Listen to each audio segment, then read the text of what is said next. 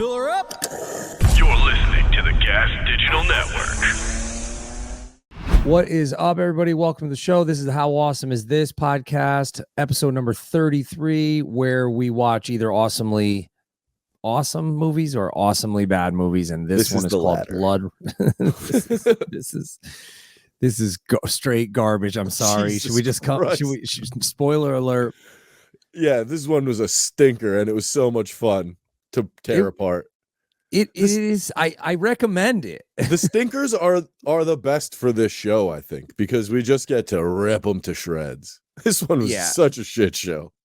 And I know it takes a lot to make a movie, and until not these ones, until we make our own full-length feature film, we probably shouldn't be shitting on other people's work. But I disagree. You make albums. It's similar endeavor, you know.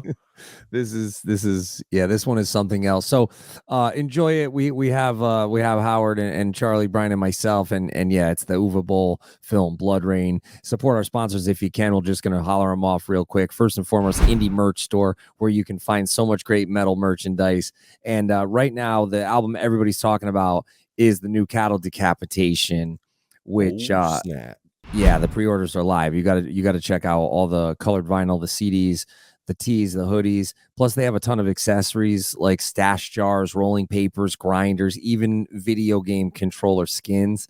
The album is called Terracite. It's coming out May 12th via Metal Blade Records. It can be ordered at indiemerchstore.com, and the band will be on the tour with Dark Funeral, 200 Stab Wounds, and Black Braid on the Decibel Magazine tour. So make sure you check them out. Tell our boy Travis what up, and tell him Jasta sent you when you go over to indiemerchstore.com. Use the promo code Jasta10. Also, Milwaukee Metal Fest is back. The 3-day legendary music festival is returning to the Eagles Rave, or the Rave Eagles. How do you say it? The lineup is ridiculous, however you say it. Bro, wait till you see who's going to be on Friday that we haven't even announced yet. Stop it. What are you trying to do? You're definitely trying to get me to take a whole weekend off. Yeah, it's gonna be good. You're gonna want to come. So Metal Fest is on sale now, and there's 3-day, single day, 2-day, and even a payment plan. You could, but make sure you make the payment plan, or you subscribe for them to just take it out on their own or whatever. I don't know how you do it, or else they'll repo it in the pit. You don't want to get repoed in the pit. No. The rave.com/metalfest for tickets. Dark Angel, Napalm Death, Dying Fetus on the Friday, then Anthrax, Suicidal, Black Dahlia, Murder, Shadows Fall, Obituary on the Saturday, and of course like 20 other bands each day, and then Lamb of God, Machine Head, The Halo Effect, fucking Cephalic Carnage, Unearth, Gate Creeper, so many more on Sunday. It's all happening in Milwaukee Memorial Day weekend. And last but certainly not least, manscaped.com.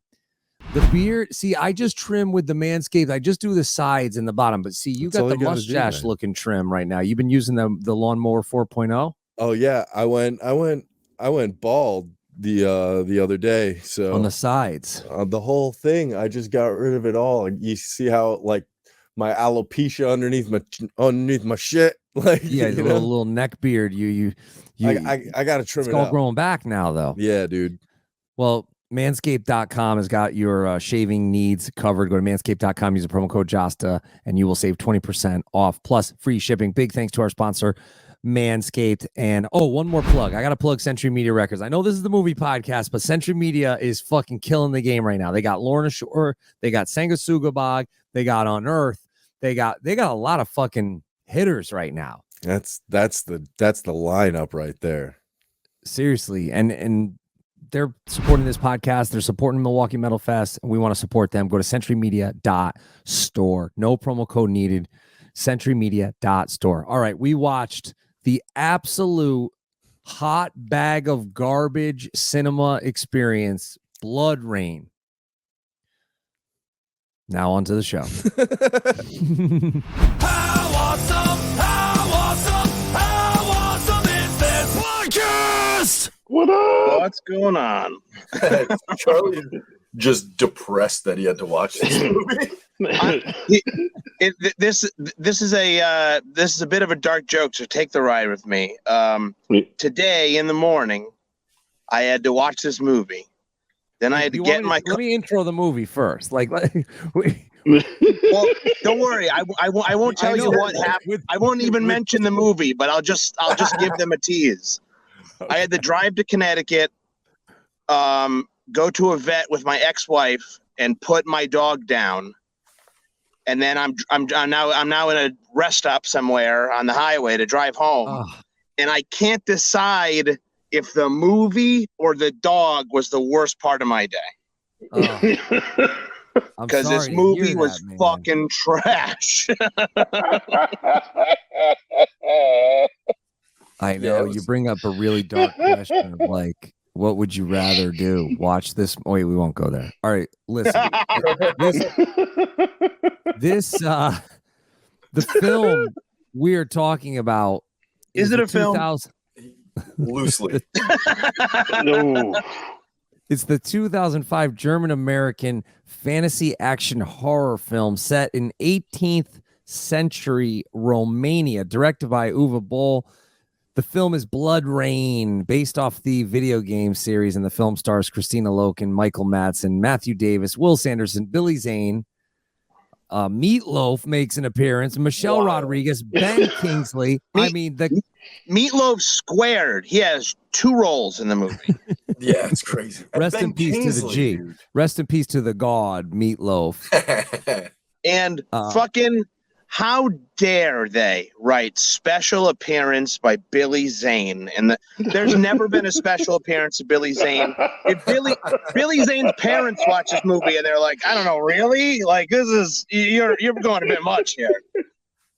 Well, Billy Zane actually is he here? Because I really love the Phantom.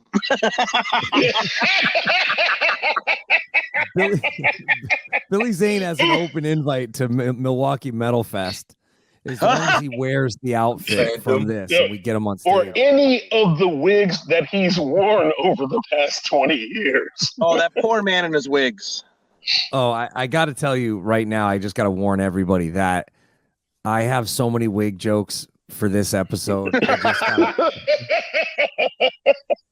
And I just want to apologize now, but poor Billy Zane, not only did he get sued, this is the first film he ever distributed, but a box office failure combined with the lawsuit against him by Uwe Boll, which was because he had promised the director Uwe that he was going to, is it Uwe or you? How do you say his name? No idea. I've heard it said a bunch of different ways, which is weird because it's only 3 letters. All I know is he's German and he clearly hates women. Well, he has a huge issue with women. Well, you said the same thing twice. I think he sued him and won because what are they suing for? He I guess breach of agreement for the distribution was supposed to be in 2,500 theaters. It ended up only getting it to 900. The budget on the movie was $25 million. The box office was only $3 million. Oh, wow. Yeah, Billy Zane had to quit the distribution. Wait. It made $3 million? Hey, people did like the video game. And also that girl was still very good looking and she was just off of Terminator 3. Correct. Was it after Terminator 3? She was like, I'm going to take Terminator 3 and then show my titties in this movie? Apparently so. You could tell she was the only one. I texted Howard before and I'm like, Kristanna Loken is the only one acting like she thinks this is a serious movie. Everybody else was like on ketamine. They were like, she wasn't even there. Michael Madsen, bless his fucking heart. He's pronounce his name right. Not even it's looking. Vladimir. It looked like.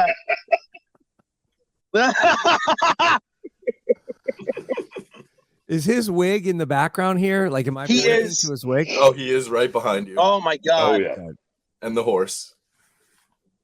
Because can I just tell you right now, between who had the best wig, Madsen, Kingsley, or Zane? Zane. Woo! Yeah, absolutely. Zane's was nuts. Because Kingsley's hairline quit the movie and then his wig stayed. When it got to that point and Kingsley shows up in the film, and we'll get to that, but I just wanted to jump ahead real quick. I was like, Ben Kingsley is like an Academy Award winner, no, or at least a nominee. Yes, he is. I was like, this had to have paid for a divorce. So I Google Ben Kingsley. I did the same thing. I go, does he have 12 kids and 7 wives? He has 4 kids and 4 wives. I wrote in LA. I wrote in how much did Ben Kingsley get paid, and then it autofilled in Bloodrayne.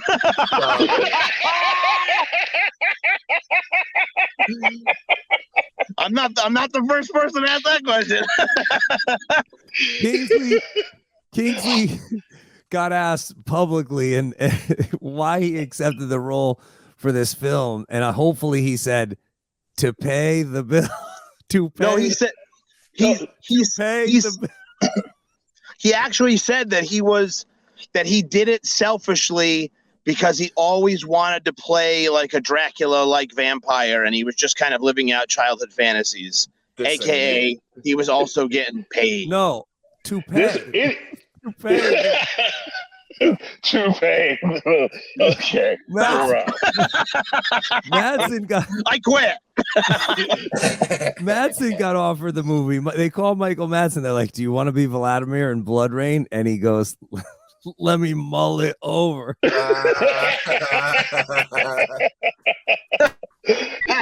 Vladimir. Yeah, we'll touch on these accents a little later.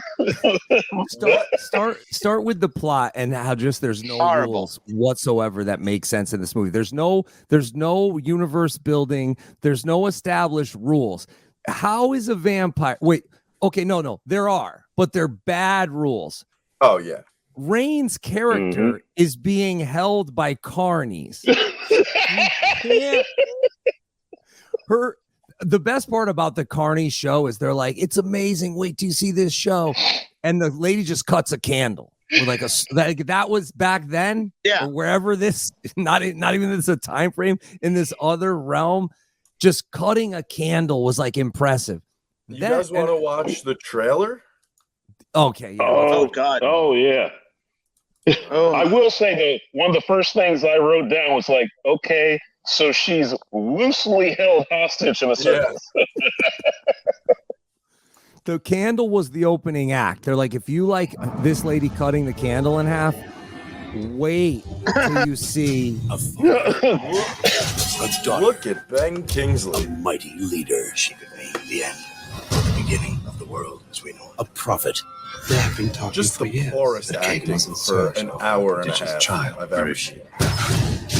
A young hero. Make us think that you won't attack. I do wonder where the budget went. Those swords are guardian. Ruled by evil.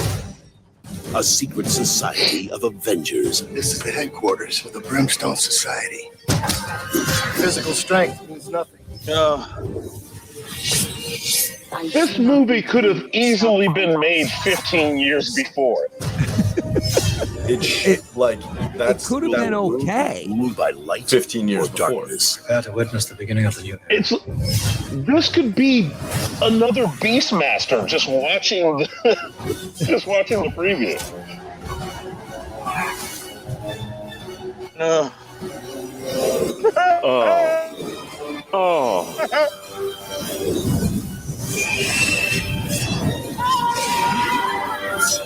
Dude, Billy Zane looks like he broke into a wig shop and got caught, and they made him replace the locks.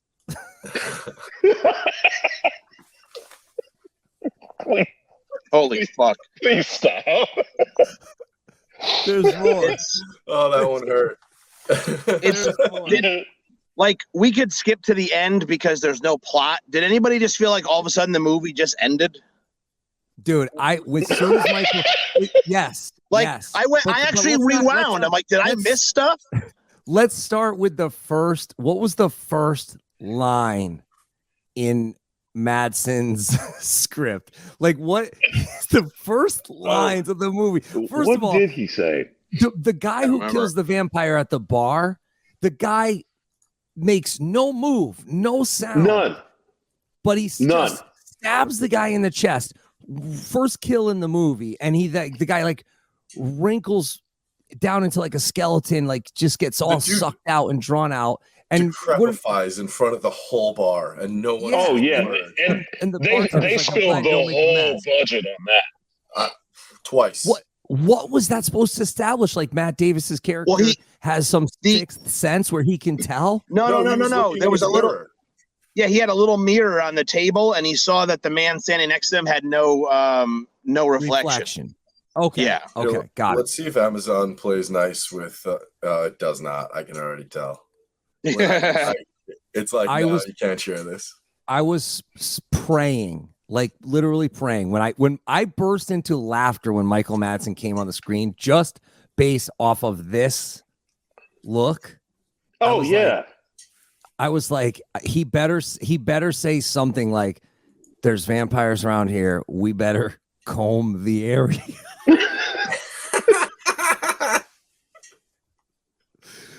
Charlie's gonna leave. He's gonna have a nervous breakdown. Charlie is trying to be a good sport. This is just bad. but look at Madsen. He looks glorious behind you. I mean, I love the. Hey, go ahead. What happened? Nothing. Go ahead. What'd you say? I love the what? Oh, I'm sorry. I love how all the girls are just rocking bare midriff, like mid 2000s midriff for no reason. Like it's the oddest choice because it's like this is not a historical movie. We're just pretending. We're just gonna make the men dress historical. That's it. The chick from the Fast and Furious movies was wearing like a blazer from JCPenney, like at the last half of the movie. Yeah, in the middle, she had like a pink blazer on, and I'm like, "What the fuck? That's like a suede blazer." Yeah, exactly. I was like, "Where there's no JCPenney's in 1800s Romania. Get the fuck out of here." Also, everyone was surprisingly clean. Yes. No, for real. What about the sheep? What about the sheep that gets its throat slit? Oh, of course. And then it's like walked away. Like just bleeding out. Like what was going on with that? And then she drinks the sheep's blood, and they're like, "Look, if you like the candle cutting lady, Rain can heal this horrible burn and these slices in her arm because we're making her drink the sheep's blood." Yep. It really felt like you were playing a poorly written or watching a poorly written video game being played. Yeah. Like that's what it felt like. Okay, what was keeping her there? She was a world destroyer after she broke out. Like she was murdering people like a tornado of knives. And like this fucking just dude who was like, "I'm just gonna rape you whenever I want," and that's like just how the world was. Come on. Also, the one black man. We should fix this movie from the start. Like if we were showing the dailies, just the first 10 minutes of the movie, we could have fixed. Like any idiot could have fixed this because we could have watched it and we could have done ADR with Michael Madsen and had some exposition like Rain's, because he even mentions it. Like how are they keeping her cooped up or whatever, caged up, captured, and someone could have said, "Oh well, her energy's depleted because she hasn't had a kill or she hasn't had the blood of a sheep," or I don't know anything. Like, It felt no explanation. The second game in a series, like where you lose your powers and you just got to start over again. Like that's where it felt like she was at, Explain to me Billy Zane's interaction, the first scene. Just explain to me what happened because I laughed again. I just burst into laughter with his look. There is no explanation. I laughed, but was it funny? Because he turned.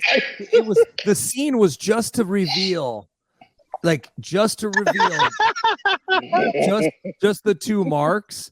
And also, he's Michelle Rodriguez's father. Did I get that right? Yes. Oh, okay. Just making sure. I'm pretty sure that plays out, but wait, really? I didn't catch that. Yeah, I think they were related. But she wasn't a vampire, but he was. And then she was a vampire hunter, and then she was talking about, I need to kill all the vampires because my dad's a vampire. But then she was like, bringing him the thing. Like I said, this guy, it felt like, you know that scene in American Psycho where they had Willem Dafoe film it like 3 different ways? Like, it felt like everybody filmed this movie 3 different ways. Like, they shot and they just cut it together. They were just like, here's 3 different plots. They just tossed a coin. Like, okay, next scene. Yeah. Brian, is your mic not on? Are you going through the house mic? Oh, that could be. That's an issue, huh? I'm sorry, guys. That's okay. Oh no! While we can still hear you, but I was. Okay, there we go. So, so here's my other question, because when there had to have been multiple wigs that Billy Zane got to choose from, and I felt like for that scene on the balcony or whatever that's it. Like, where is he in that scene? He's at the top. Like, what was that set? It's like. What is he in the hallway in the castle? Like, what is that supposed to be? No, but I don't. Nobody can answer. Okay, so in that scene, I feel like he met with the wardrobe girl, and she's like, "Here, you should really use one of these other wigs. I think it'll look more realistic. Like we have all these choices. Let's try them on." And he's like, "No, please. I brought one from home that I must wear because it's a family heirloom." Oh, fuck, bro. All right, so Michelle, so they get to the camp. The carnies are all fucking dead and fucking laid out, and we're like, wait, so she just killed like almost all of them, and then the ones that survived, Michelle Rodriguez and Michael Madsen, were like, oh, we got to kill the ones that survived because she bit a bunch of them. Was I getting that part right at least? Yeah, absolutely. Yeah, they were going to turn, I guess. Yeah. I didn't know whose movie it was. It was like sometimes it was Rains and sometimes it was like the Ancient Cops, basically. Like, it was very confusing. The Ancient Cops. That's pretty good. No, yeah, I guess they were, weren't they? Quick interruption, letting you know today's episode of the How Awesome Is This podcast is brought to you by IndieMerchStore.com, your one-stop shop for all things metal merchandise related. And right now we are hyping up the Cattle Decapitation pre-order for the new album Parasite, which is coming out May 12th through Metal Blade Records. And that can be ordered at IndieMerchStore.com right now. Use the promo code Jasta10. Pre-orders are live. You'll see they have vinyl. They have CDs, tees, hoodies, plus a ton of accessories, including stash jars, rolling papers, grinders, plus even video game controllers. What console you got? Oh man, I'm PC Master Race these days. Although I do have a PlayStation behind me, but it's an old dinosaur PS4. Oh, all right. Well, I wonder if the old controller. I'll still have them send you controllers. Same size controllers. Oh yeah, I'll still have them send you a Cattle Decap Parasite skin for that ass. Go over to IndieMerchStore.com after the podcast today. Use the promo code Jasta10 and you will save. And go see Cattle Decapitation on tour this May. Dude, I love this. I love this shit. People are trying to hate on it, bro. Get out of here. That's wild. Hard. Put it on. I'm ordering the shirt right now, and I'm going to see him in May with Dark Funeral, 200 Stab Wounds, and Black Braid on the Decibel Magazine tour. Big thanks to IndieMerchStore.com. Promo code Jasta10. Now back to the show. The whole thing with the carnies, which I didn't understand, because when she gets free and just starts fucking killing everybody, and there were decent kills, like the makeup was okay, the gore was like, it wasn't great. It was awesome. I liked the gore. It was really like 80s style cheesy, like Conan level, just blood splatter. Yeah, that was good. Awesome. Yeah, it was. Yeah, it was I good. mean, it was good. It wasn't the great. timing was off on a few of the kills, but The volume. It was I there. really appreciated the volume. Oh yeah, they went for the arterial spray. But it really gets hard to understand right after that, because where exactly is she going and what is her plan? Because when she gets to the monastery or whatever, and then she just kills one of the fucking like that, I was like, wait, did they set this up just to kill this guy? Like maybe that was an effect they had and they had to work it into the script. Like he was like the Toxic Avenger or something. What was he? What was the purpose of killing him? Like it kind of turned into Indiana Jones out of nowhere. Well, in any good video game, you need 3 MacGuffins, right? You need to just go get 3 things. So she needed to go get 3 things because it's a video game movie. Right. Good point. He was like a cheesy boss before she got into the fucking Indiana Jones room. Intro boss, you know? Every wait. game has one. She was being held captive barely, but then all of a sudden, she's amazing with a sword and horseback riding. Just a whirling dervish of death. Explain this. No, it gets even worse. What about after that? She just gets knocked out with one punch. It's wild.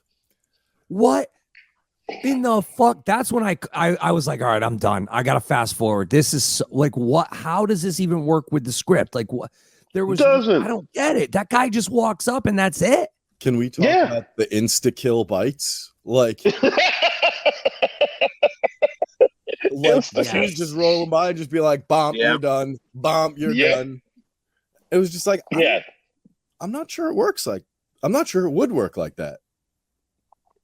It's like it didn't have to make sense, and that theme ran through the whole movie.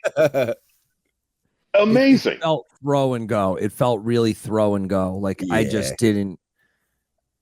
I don't want to blame the editor because I'm sure if we looked up the editor, he's probably done movies where. What was it before the editing?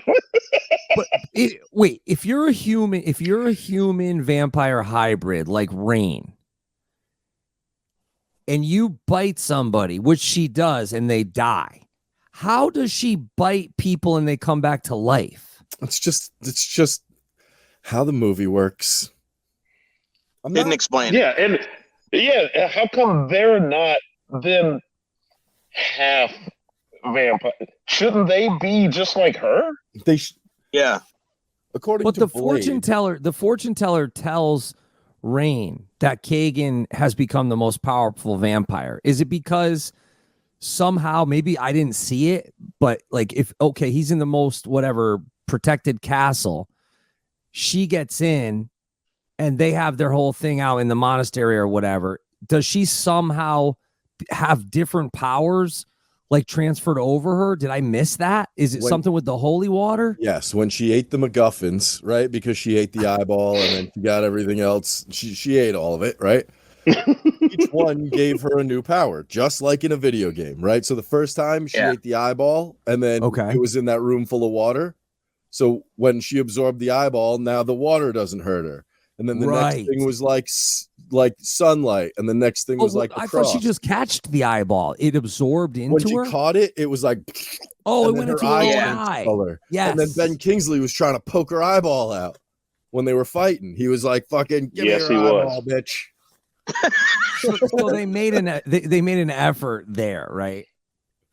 Yeah, but it's like they didn't explain this. Like, if you grab it, you're gonna get osmosis, and then you're the monk. There's no explanation.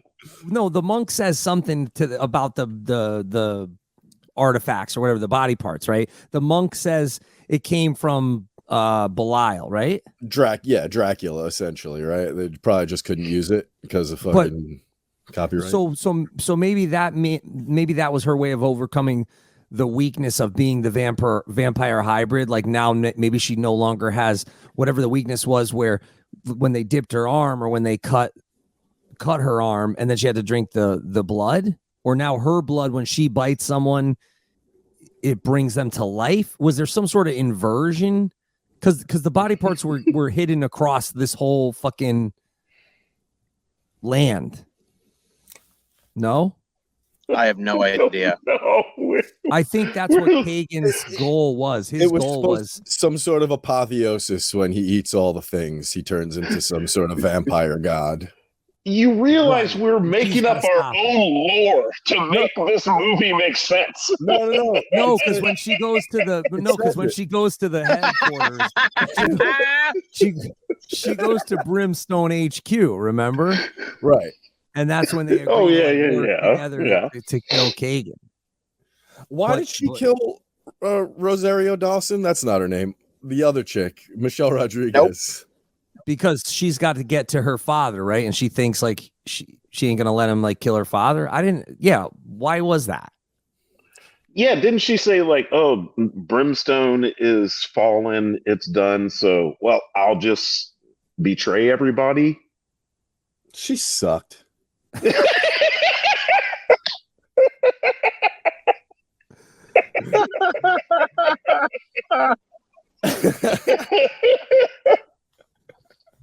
What about Elric, right? Elric falls into this under the spell of Kagan, right? But he wants to secretly betray Kagan and take the power for himself. And then the location of the heart, right? Because she had already had the eye, but she was now looking for the heart. And the rib. And then what's that? And the rib. Oh, right. But Rain, I thought, kills what's her face, Katerin, and takes the heart. Yes.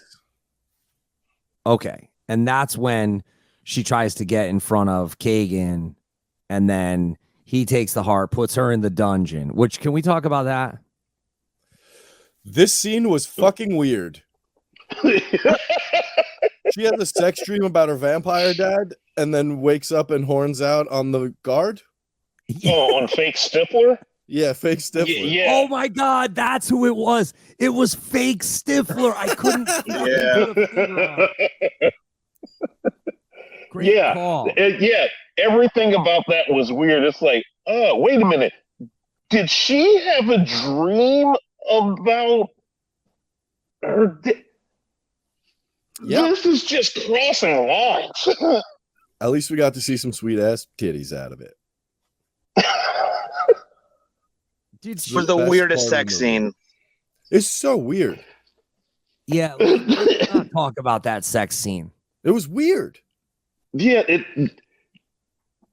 I don't know what happened because I was like, is sex different on this planet? I rewound it to see if I missed something. Because I was like, wait. How did they get here? I need to go back 5 minutes and see if I missed some sort of something that would show that this is about to happen. I did so too. Does she have a penis? Why is she standing like that? I don't understand. This could be part of the vampire hybrid. Maybe she's another type of hybrid. We don't know. Yeah, you just have to assume a lot of liberties in this movie. She was doing the monkey hang. She had like 2 bars. She probably had her legs up on 2 bars, and she was just fucking slamming that dude. But how was Kagan gonna extract the eye? He was just gonna poke it out. And then what is he gonna do? He's gonna put it in his eye? Probably. Yeah, it's like. But the worst part of it all. Why do you have to rip it out? I don't get it. But what's even worse than everything we've seen to this point, and we've seen a lot of terrible shit. Yeah. Was she literally, and I didn't even think twice until he ends up opening the box. But when she walked up, I didn't think anything of it. She literally gives him an empty box. Not one of these fucking idiots checks the box. If one person had checked the box, it's game over. The movie's over. He did at the end. I missed that. So when Sebastian and Vladimir, go to like intervene and start battling Kagan and his little fucking cronies or whatever, I could just tell Madsen was like, I'm I'm done with these types of movies. Like, there's one point. There's so much. Just the hallway scene or whatever, the stairs. He's kind of trying, but like I just felt like he's like, I'm done with this style of movie, and really, he hasn't looked Bach since. Come on. I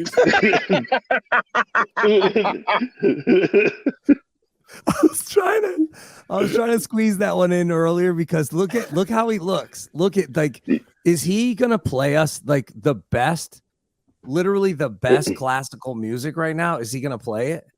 Look at this. Dude, he looks like he's about to go see Tesla play. Dude, he looks like he's about to sing for Yngwie. Looks like he's wondering why Clinton hasn't called him in years. Dude, he's like, look what you did to me, Quentin. Look at this. I was Bud and Kill Bill. Oh my God. All right. So explain to me so they open the box. They're like, there's no heart in the box. Nobody checked. She's like, got you, dummies, you fucks, and she had you dumb motherfuckers. Now I'm gonna slowly kill you. Oh my God. These fight scenes, there was no time, no effort put into these fight scenes. None. She did the spin move. She had a few spin moves and a few like kip ups that were like, oh, I could do that drunk. You know? I don't know how this happened. Why does Sebastian care? Like, why does he choose to die and not have Rain save? Like, why does he care? Like, he's got like, he just doesn't want to be a vampire, or what? Like, what is it? No. Sebastian Snake Stifler, right? Yeah. I couldn't connect enough to fucking really get a lot of names in this movie. Well, fake Princess Bride guy too. He kind of has that going for him. Yeah. The blonde guy. I feel like they really just wanted to tie up all the loose ends so there couldn't be a sequel. His character truly showed no emotion whatsoever. Whether it was the sex scene or killing that first vampire, it was just like I don't understand what I just saw. You're right, because they don't even, if it's gonna be like a buddy flick, like a journey flick, and they're whatever part of their crew, and you would think that him and Madsen would have a rapport, but it's none of it. No one's likable. No one's cool. Well, didn't he say Madsen killed his parents because they turned to vampires? So yeah, so I guess they don't have a relationship. But yeah, let's just hang out for 20 years and not chat. Let's. Right. I looked over at my daughter and I looked over and I said trauma bond. Like I had some like psych degree or something. Like he's like, that's like some pre Game of Thrones shit that just like definitely has been done again and probably was done before, but they didn't do it in a way where what do you call that? Stockholm syndrome? Like what is that when somebody does wrong by you or somebody takes you or abuses you and then you just stay with them? Yeah, that's Stockholm syndrome. Yep. Yeah. All right. So I guess then that kind of makes more sense, but still they're not likable. No, nobody's likable. But who was likable in this movie? Not one person. I hate everybody. No attachment. What do you think the wig budget was in this movie? All of it. And can if any of these wigs, like I'm putting an alert on eBay, if any of these wigs come on sale, you know how like Rob Zombie and other filmmakers will put up like eBay auctions for like props in the movie. What's your starting bid on Billy Zane's wig for this? If you've seen it go up on eBay, about $350. Wow, $7. dude. Too rich for me. You guys can have it. I'll go ahead and take Kingsley because I got a lot of love for Kingsley. Just this movie. Woo. You even get some clout because you're like, I have Ben Kingsley's, thingamajig. Like, I don't know how much clout Billy Zane gets you unless you're at like Comic-Con or something, This movie was the normal job in between tours. Dude, hilarious. Exactly. This movie was Kingsley's fourth ex-wife has this movie on several Blu-rays. People come over and she's like, fuck you, pay me, motherfucker. Like, she just waves the Bloodrayne Blu-ray around when people come over the fucking mansion that she was given. Oh my God. So I'm looking up Uwe Boll's filmography here. No, don't do that. Don't do that. Hold on. This is Sucks. important. Bloodrayne, The Third Reich is a movie he put out in 2011. He also in 2011 put out a movie called Blubberella, which is the entire film is a scene for scene spoof of Bloodrayne Third Reich. He made a movie and then he spoofed his own movie in the same year. And didn't he fight people for charity? Like, didn't he fight people and he like fought film critics? Like, he really went bananas. I respect the shit out of that. This, I feel like we wasted our time with this Bloodrayne. Yeah. How many people walked out of this movie and asked for refunds, do you think? Can you ask for a refund? Like, yeah, what's the, like, if you're 20 minutes in, can you walk out and ask for a refund if you're 20 minutes in? Yeah. Like, if you went out and you're like, listen, a fucking sheep just got its throat slit and fucking walked away, I'm out. I'm done. That's where I draw the line. Okay, here's the pitch. Because this is my pitch. If we could somehow acquire the Bloodrayne rights and do right by the franchise, it's not worth it. Well, I think there's meat on the bone here. Hear me out. I think, well, first of all, literally anything would be better than this. Sure. Anything. I don't care if it's sci-fi straight to fucking streaming or whatever. Even on a $3 million budget, you could smoke this. I'm not trying to be cocky. I'm not trying to be a dick. I know people who probably worked on the film will probably watch this. I'm not trying to be an asshole. They know. You can come on the podcast. We can discuss. I think Vladimir, as a senior member of the Brimstone Society, I want to see Vladimir in the early days. I want to see when he kills Sebastian's parents and takes the young Sebastian, which is just really weird and creepy, right? Because he's probably thinking the entire time, Sebastian's going to grow up and fucking kill me. Unless different time. It was a different. Because think about the Brimstone Society. You could really build on this world. You could have other members of the crew. The Witcher. Is it? I mean, not directly, but it feels the same. Like the Witchers are like a society of people who go out and hunt monsters. Isn't that what these guys did? Kagan is revealed to be Rain's father, right? This is the GoBots of Witcher.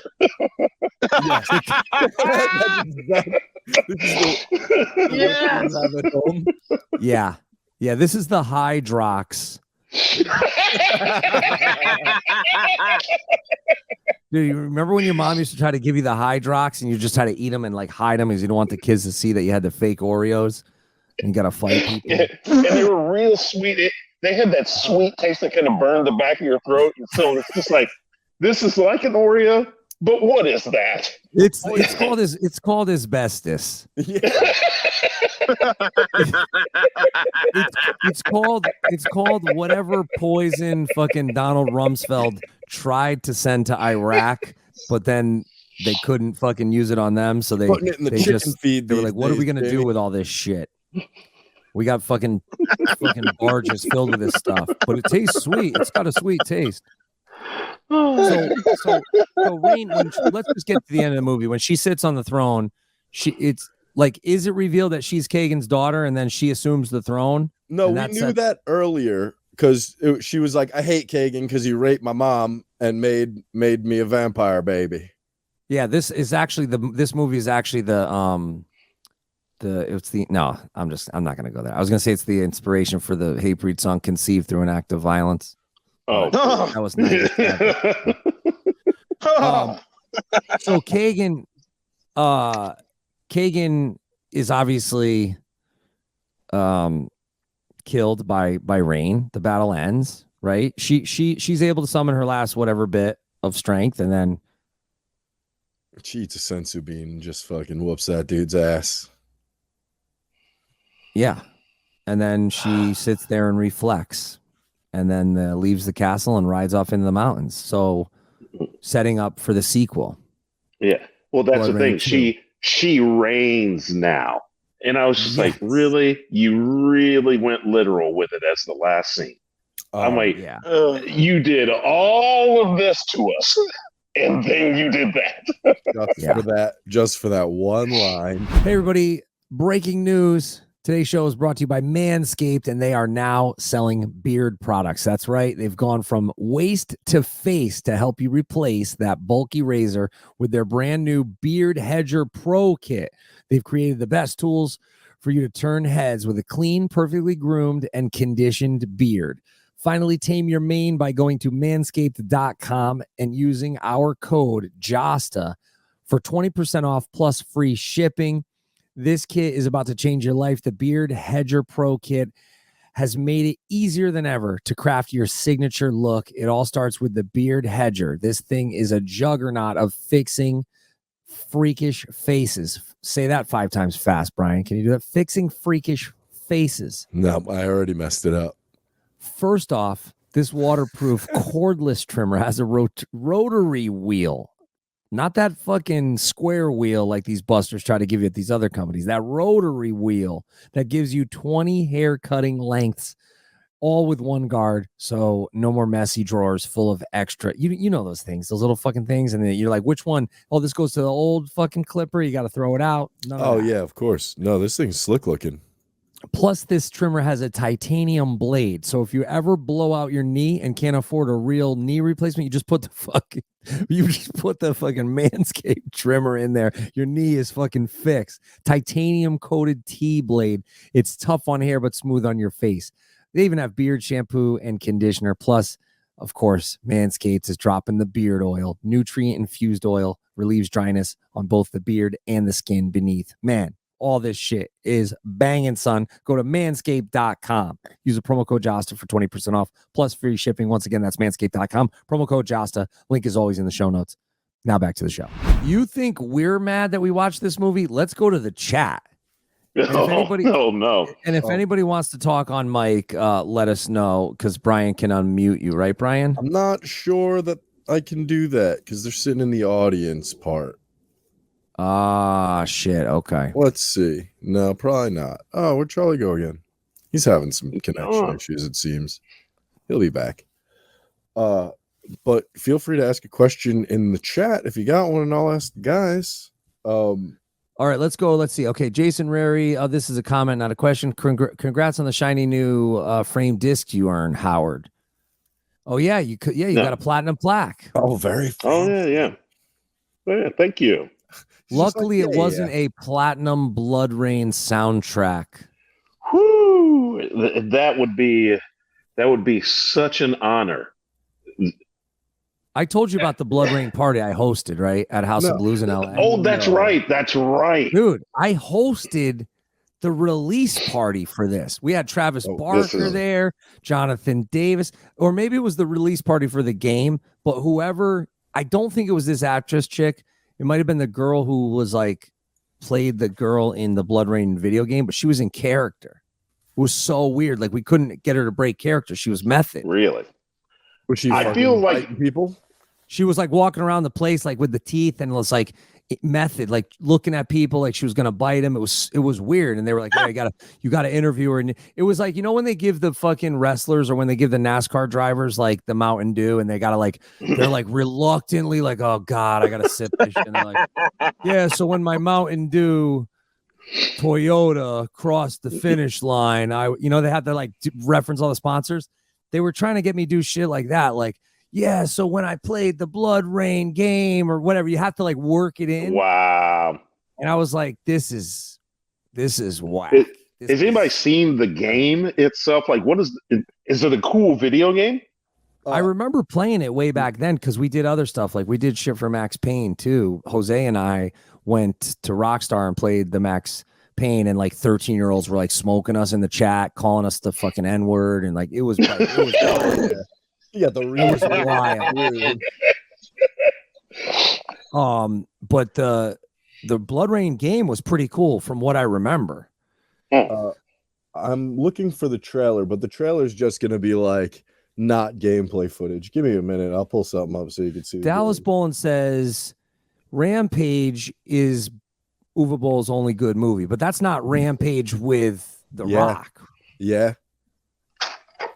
No, he didn't do Rampage with The Rock. There's no way. I know why you're thinking that, because Rampage is based off a video game too. That's no. It's a different Rampage. It's a first-person shooter Rampage, right? Yeah, it's like a guy wearing a mask or something like that. That movie was awesome. Like the first person. Yeah, I don't think I've seen it, but I've seen I may have seen a clip or something like that. Ryan Williams said, when this movie came out, I was a horny teenager. Didn't hold up. No, it really didn't. That's who this movie was for. Like, worst case scenario, you see the final edit, you're at the distributor or you're at the studio, and you walk out of the screening and you're just like, oh my God, your heart's palpitating. You're like, I'm about to lose fucking $22 million. You're freaking out. You're like, we got to go bankrupt. We have to disband. We have to disband the entire distribution agreement. We're going to get sued. But then you're like, but wait, luckily there's horny teenagers who will watch this on pay TV or cable TV. And then that did so well. And then the whole crowd of like people who diss movies started dissing it, and it got famous, and then that got them more licenses, and then that paid for 2 fucking sequels, right? So it's not that bad. 2 sequels. Yeah, it's not that bad. Jason Rary says, a more recent movie that made me want to throw my TV out the fucking window was How It Ends. Are we gonna have to watch the trailer for How It Ends right now? We could do that. How It Ends. Samuel Angeli says Michael Madsen leading the Joe Lynn Turner trio. Dude, between Bret Michaels, if Bret Michaels, Joe Lynn Turner, and Michael Madsen walk into a bar together. Holy shit. I'm just going to read you the description before we watch the trailer. It says, a mysterious apocalypse causes the spread of misinformation and violence. That's their goal, like misinformation, not the apocalypse. Oh boy, the problem is the misinformation. I love that apocalypse has to be predicated with mysterious. Sam Angeli says Michelle Rodriguez did that.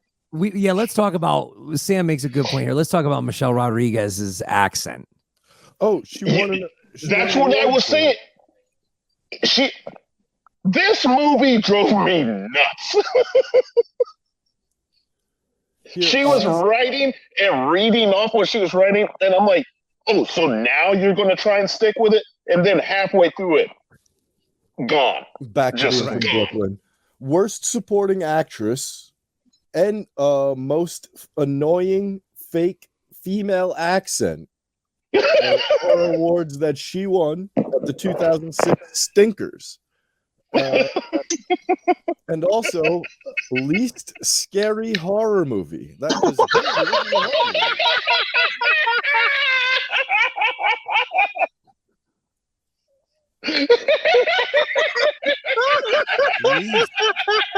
least scary.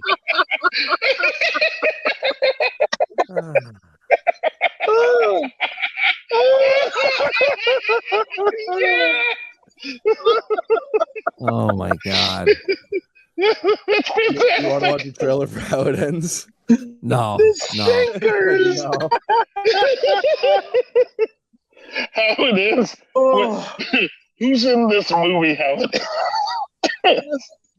It's a Netflix joint. So, Theo James, Forrest Whitaker, Cat Graham.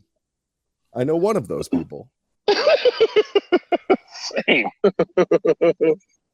All right, Ryan Williams votes Winnie the Pooh, Blood and Honey for the next one.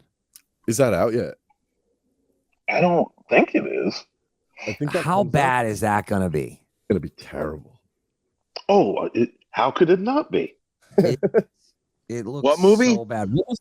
What was the one? I sent you another Uwe Boll film. That Winnie the Pooh movie. One? That one's even worse than this one, I think. The Statham one. Let's watch the trailer for that. We're not going to watch the movie. Is that in the name of the something? Dude, let me just say, fucking rest in peace to Ray Liotta, but he must have had I don't know. He must have had fucking Rick James's dealer on speed dial or something because something was up in this. In the Name of the King. Oh, that's the one. All right, let's watch that. I have that. One moment, sirs.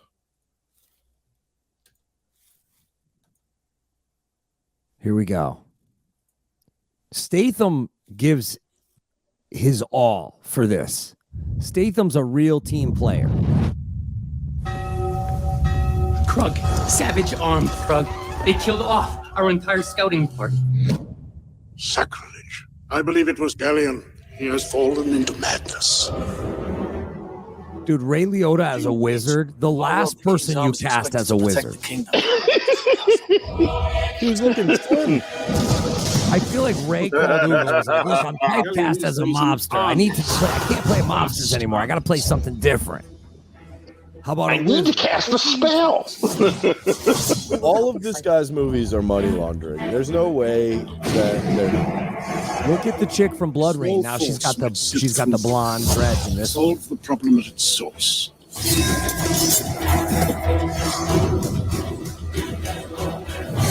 King called upon you to face death.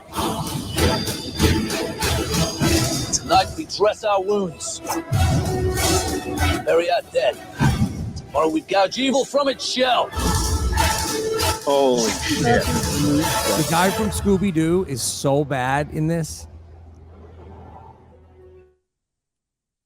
You think these actors lose bets? Like, shows up and he's like, let's play a game of cards or something. Like, oh, I forgot my wallet. What can we bet? You know, like, oh, I know. Why don't you just, if you lose, you take a part in my next movie. And then, like, if I lose, I'll give you some money or whatever. And I think a card chart, like he counts cards, and he just like tricks everybody to be in his movies.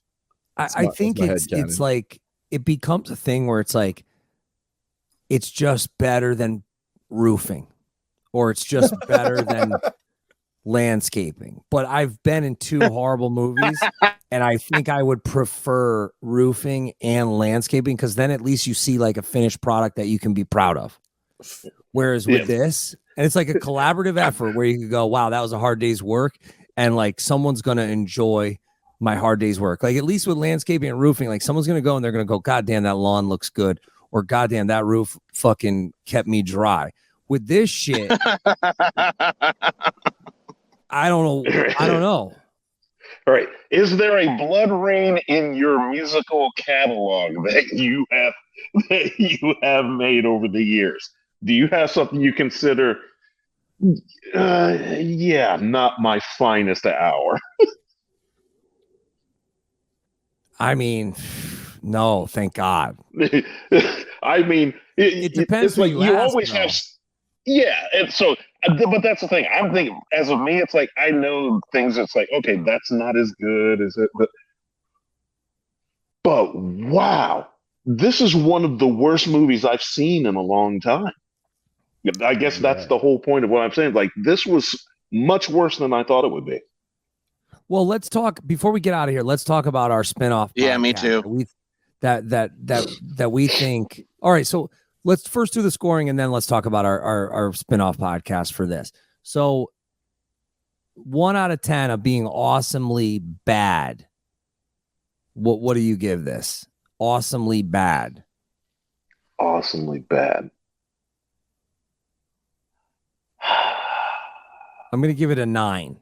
Oh, there's a couple worse ones. What's better at being awful than this movie? That's a serious question because I can't think of So the one with Grieco. Cancer? No, the one with Grieco where he's playing golf. Pull up that trailer. Richard Grieco golf movie. Again, we're gonna have to edit this out because we might get killed. Like, so we don't want to piss off anybody who's, we don't want to knock their hustle because they got to show expenses. If looks could kill. No, that was from a long time ago. This one, it's a newer one. Oh, yes. No, you know what? Do not show it. Do not show it. Dream Round. Oh. Okay, show it. But can you edit it out? Can you edit this part out? Yes. And we'll just show it so you can, because Bloodrayne is like Citizen Kane compared to Dream Round. Bloodrayne is like Terminator 2 compared to Dream Round.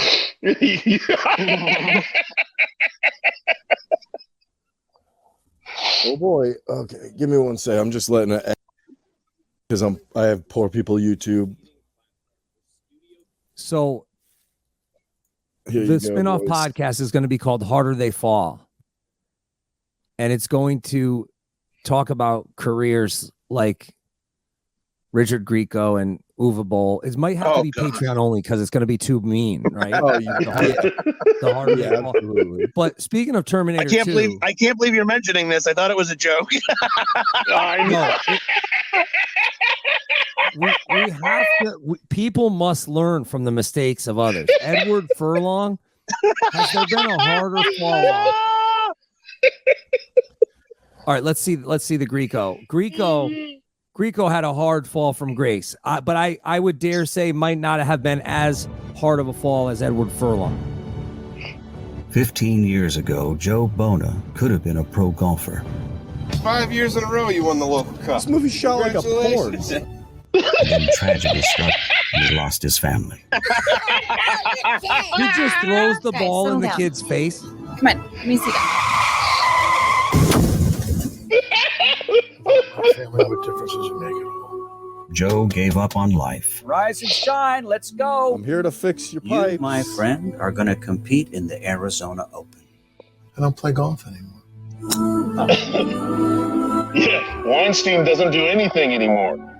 Dude, we better be careful because this guy probably knows people that would have us. I'm just saying, there's a slight resemblance. You got to line it up. Make sure you got to line it up. Is this like a crossover of Simple Jack and like a golf movie? No, this is like Field of Dreams but golf. Last month. And Richard Grieco's character is Sarah, I don't get what you find so interesting about that man. I don't think he has any family, Grandma. Life was lonely until... Joe, right? Have we met? Jennifer. Well, I'm interested in someone. Yeah, because that's realistic. That's the guy you got to put. Are you sure this isn't a trailer He's for a the porn? Force Pro. Once you beat him, you're going to be ready for the Janny King. Here we go. Here we go. Look who it is. I'll give you 13 strokes. I'll give you 10. Get him to the Grieco. Dude, look at Grieco. Do you need a putter or a 3-wood? This is the real world, okay? Don't you want it anymore? Why are you doing this to me? But you know what, kid? From now on, we're all friends. But then a miracle happened. But Mr. Bona, guess who has the hots for you? The hots, who? She's perfect for you. Both kind of old. What kind of date you're expecting, huh? Date? I had no idea. A 10-year-old kid, a waitress, and a retired golfer convinced Joe to golf once more. Whose kid is that? I am going to give your father the best. Somebody Christmas gift irresponsible. ever. You don't need to keep slaving over this job. If that's write a book, then write a book.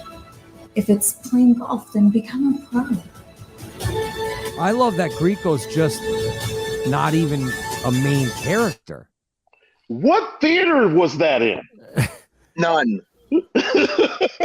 None theater. Ski school instructor for like a Do not put that out. Do not put this out on the podcast. I need to see the numbers from Box Office Mojo immediately. $7. And while we're at it, let's go ahead and look up Gina Carano. Oh, all right. So there's our first 5 episodes. There's our first 5 episodes of the Harder They Fall podcast. We got to watch the Rampage trailer. Let's watch Uwe Boll's Rampage movie trailer. Okay, cool. I was just trying to look up how much money Dream Round made. Full financial. No, we can never discuss Dream Round. It's like Are you that worried about a world of pain. Vegas that often, do you? Dude, that's like some Jersey shit. Like you go missing in Jersey for dissing Dream Round. Like that guy. Yeah, because that movie, no one talks about this movie. So no, I think it's like they're gonna know. I'm sorry. What movie are we watching the trailer for? Rampage ding. From Uwe Boll. Rampage. All right. Let's see what kind of. I mean, how mad would you be if you had a great script and you couldn't get your movie made, and then you see the trailer for Dream Round? Oh my god. I would go on a rampage. Kind of like that.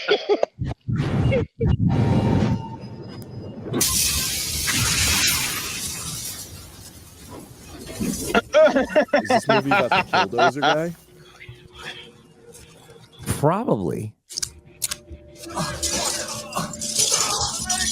Is this also a Rampage video game, or it's not based off of? It's not an adaptation. No, this just feels like money laundering. Whoa.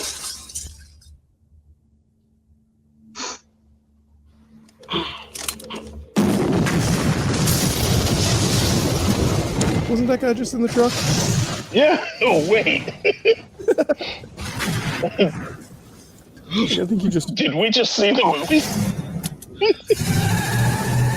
This dude's in full paintball gear.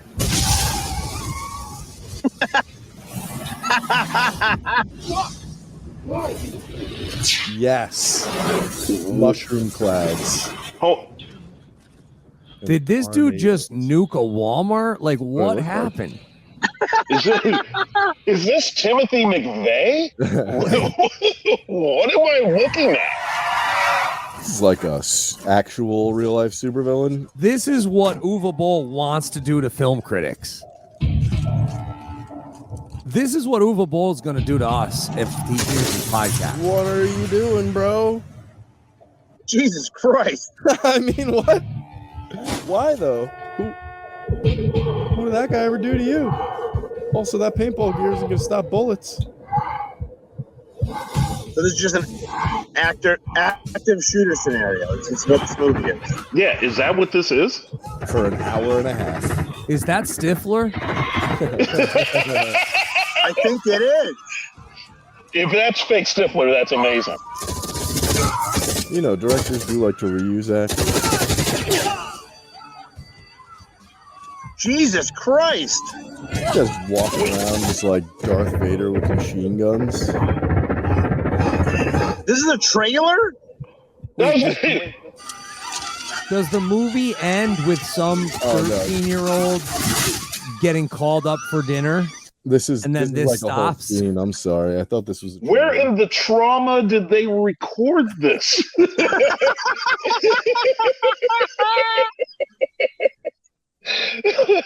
That shit was wild.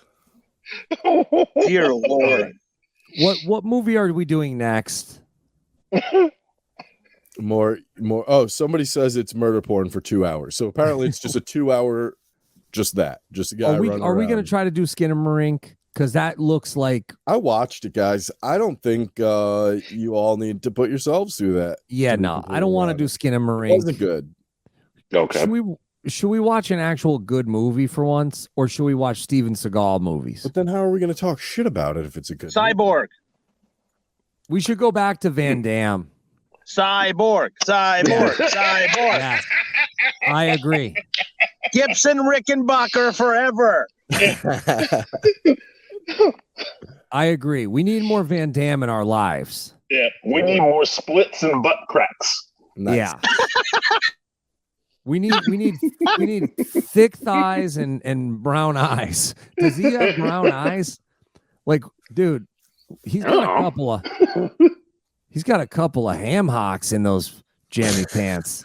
CBD. Absolutely. Couple of sweet cakes. All right. Pause. Oh yeah. All right, Howard. Where can they find you? Are you? You don't have. We know you don't have anything to announce. Well, we've given up. Just working on stuff. Yeah, right now just working. Not really. Yeah, nothing to announce just yet. Laying in the cut. Charlie, where can they find you? Everywhere as Charlie Bellmore. Brian, I'm here. B. McKay is right. Go watch, this show, Jasta Show, Believe You Me, all the good stuff on Gas Digital Network. All right, everybody. Thanks for listening, watching, and apologies to Uwe Boll. But I heard he owns a restaurant now, and it was doing good. So you should apologize to us. The restaurant serves shit. You know it. I think they just serve human shit, and he's like, "It's good food. Fuck you." If Uwe Boll challenges us to a fight for charity, I think Brian has to take one. I'll take him. He's old as shit. I'll fight him. Okay, I'm big. Yeah, I think I'll hit him with my fucking car for making me watch this movie. And we're not doing In the Name of the King, correct? What if I just watch that just because now I have a trauma bond with his movies? Like, what if I just watch it. Watch In the Name of the King and then torture us through text with what you saw. Yeah, just Ray Liotta as a wizard is still it's just so that's one of the reasons I'm half tempted to watch it. Just Ray Liotta as a supervillain. And if I'm remembering correctly, Statham is like the farmer, and they're like, "What's his name?" And they're like, "The Farmer." It just didn't even have enough time. There was no budget to come up with a name for the character, if I'm remembering correctly. All right, so Cyborg, I love that. We're bringing the graphics back. We're gonna do another one of these. Like, let's do it. Let's just schedule it now for next week because Nick is booked in the studio, so I have 2 nights open. So let's just schedule it now. Cyborg. We make the funny graphic with Howard on the robot's body or JC's body, me on the robot. I don't know, whatever we're gonna do, it's gonna be great. I'm fully into Cyborg as long as it's free on Tubi, or there's a bootleg that Brian can get. It's on Amazon, I think. All right, cool. All right. Thank you, everybody. We'll be back next week. We'll post the link in the Patreon. Shout out to everybody from the Patreon. We appreciate you. And yeah, just, I don't know, wash your eyes out with fucking gasoline. Bye-bye. If you are still listening or if you're watching on YouTube, go hit the like, hit the subscribe button, leave a comment. Say thumbs up. Say, yo, you guys are fucked up for torturing Uwe Boll. Why kick a man when he's down? Stop and reverse that, please. He's fucked up for torturing all of us. Bro, wait till you see the fucking In the Name of the King or whatever that other one with fucking Statham is. We're gonna have to watch that one. He has a movie with Jason Statham. Dude, it's gonna be. Oh my god, it's gonna be perfect. Yeah. Wait, just wait. So like, subscribe, hit the bell. Thank you everybody who checked out the recent episodes we did with Sid and from Slipknot and Ross Robinson. Of course, the Fear Factory episode. Shout out to Fear Factory. Go see them live. Milo's killing it. I don't know if you saw I don't know if you saw the footage from Portland, but he's killing it out there. No, he's a monster. It's awesome. They missed the first show, but now they made it to Portland, and I think they missed the Vancouver show for some reason too. But now it's off to a rough start, but hey, I think, you know what, break the kid in. We'll get past it. Yeah. The kid's it's trial by fire. Speaking of trial by fire, if you don't want to like burn your beard off, you should just shave it off with a nice fucking Beard Hedger Pro from Manscaped. Big thanks to Manscaped. Use the promo code Jasta. Save 20% off plus free shipping when you go to manscaped.com. Link is always in the show notes. Oh, give us a 5-star review on iTunes if you liked this one too. Oh, yeah. And let us know what your favorite tracks were from the Milwaukee Metal Fest music show. Let us know what movies you think we should watch for upcoming episodes of How Awesome Is This? Although we already brought back JCVD, so don't hit me with JCVD suggestions. Are we on another wave? We got a couple more JCVD movies before we go back into experimental waters. I think so. What was the one we watched? Cyborg, right? That's coming out. Cyborg and Sudden Death. Those are upcoming, boys. All right, so we'll put out the Cyborg episode next week for everybody. But we got Mark from Periphery coming on next week. We'll put that up for everybody. But if you want to hear that sooner, go to Gas Digital Network. Use the promo code Jasta. I see a lot of people hitting me up about the Will Ramos from Lorna Shore episode. Once the episodes go into the archive, if we're feeling nice, we might bust it out again. But really, you should just go subscribe at gasdigitalnetwork.com. Use the promo code Jasta. And just go download the archives and check out all the old episodes. Also, if you want to hear the like weekly metal roundups or any of the Patreon shows, make sure you we don't do refunds. You got to subscribe to the first of the month. Go on there, download whatever you want to fucking download, or sit in on some of these shows. We got Tom Barber coming on from Chelsea Grin next Tuesday, so sit in on it live with us. But you got to be all access or executive producer tier. Patreon.com/Jasta. Thank you to one of our best sponsors, Indie Merch Store, indiemerchstore.com. Use the promo code Jasta10. Get your tickets to Milwaukee Metal Fest, therave.com/Milwaukee Metal Fest, and be on the lookout for a special headliner announcement. Another headliner coming on board. You're gonna have to tell me when we're done here. I will. I'll give you a little hint. They might be near from where you currently live. They might be near from, I think I got it. I think I figured it out. There. We will. You might. Also, thank you to Century Media, and they're sponsoring Milwaukee Metal Fest, sponsoring this podcast. We really appreciate them. They're killing it. That's why I think Lorna Shore blowing up. That's why people want that episode to be back on the free feed. Who knows? Maybe we'll put it back up on YouTube or something for the time being. Centurymedia.store. You can order all the Lorna Shore merch and vinyl, and also the Sanguisuga Bog. They're going to have the Unearthed pre-orders up. Centurymedia.store. Big thanks to Century Media Records. Link is in the show notes. Have a great weekend, everybody, and we'll be back on Monday with Mark from Periphery. Drink your coffee, do your push-ups, listen to death metal. Bye-bye. Produced by Brian MacKay.